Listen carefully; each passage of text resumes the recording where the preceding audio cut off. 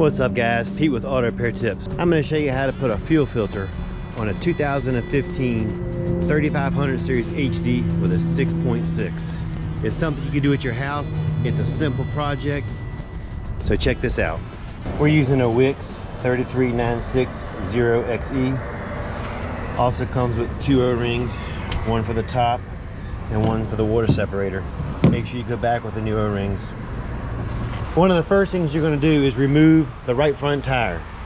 Make sure you use jack stands, and you will pull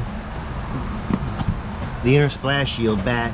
There's the fuel filter. This is the water separator. You're going to have to unplug the water separator first, then you're going to have to unscrew the filter, and then we'll show you what it looks like when you get it out.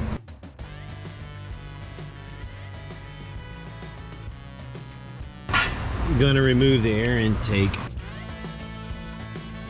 When you get the new filter on, you're going to open up this bleeder valve, pump this about 8 times to get the air out, so you don't need to put any fuel in the filter.